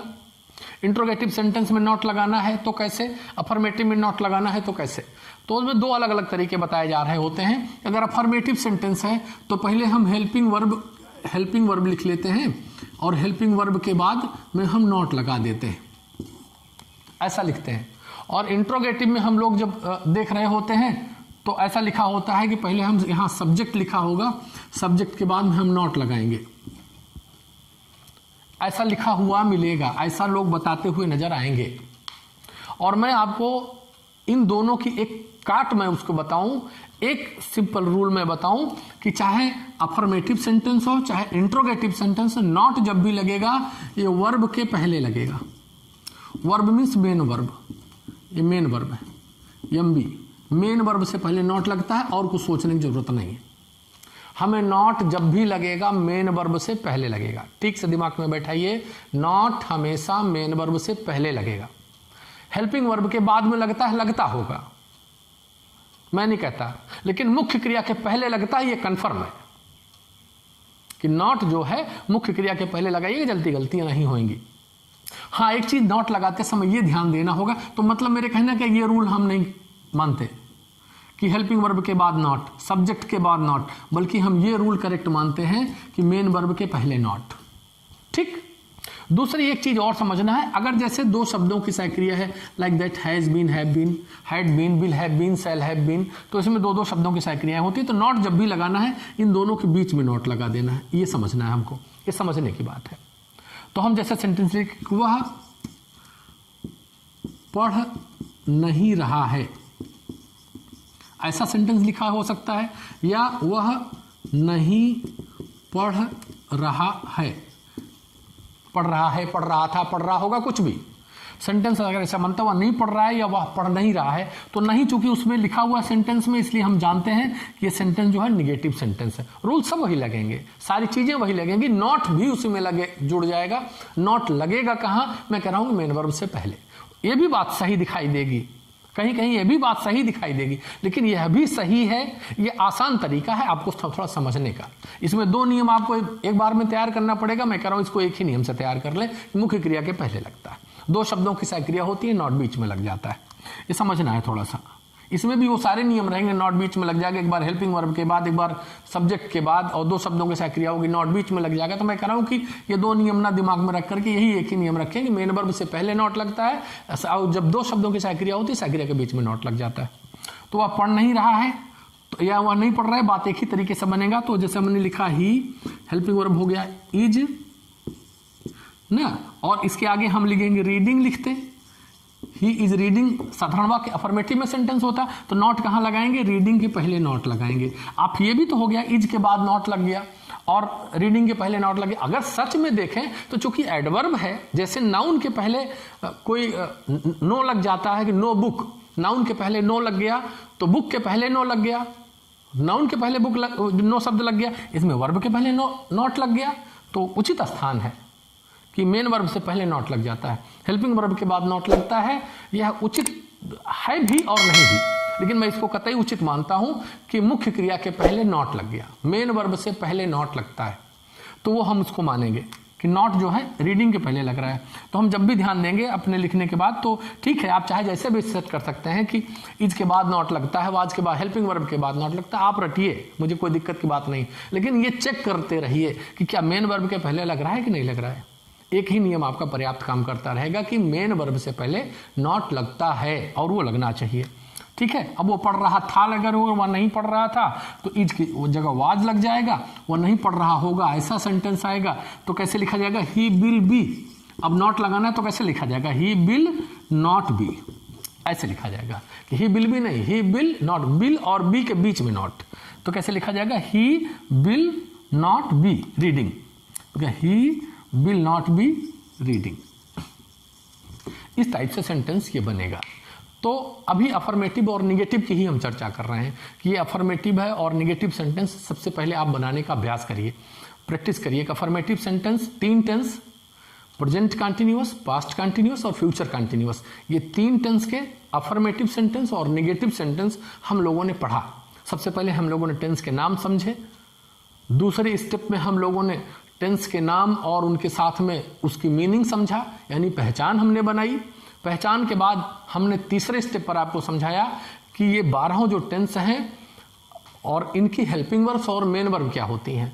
आपने हेल्पिंग वर्ब और मेन वर्ब जब समझ में आ गया, तब मैं इसके बाद मैंने आपको एक टेंस उठाया कि कंटिन्यूअस टेंस को मैं लेकर के चलता हूं, present continuous, past continuous, future continuous, एक वचन और बहुवचन कर्ता के साथ में सहायक क्रिया और मुख्य क्रिया के फर्स्ट पार्ट में आईएनजी लगाते हुए कुछ वाक्यों को हमने बनाया। आप भी सबसे पहले कुछ वाक्यों का अभ्यास करिए, जो इस टेंस से रिलेटेड हो, और अगला टेंस कंटिन्यूअस के बाद वाला जो अगले स्टेप में आप समझिएगा। पहले इस स्टेप को सबसे पहले तैयार करिए, ठीक।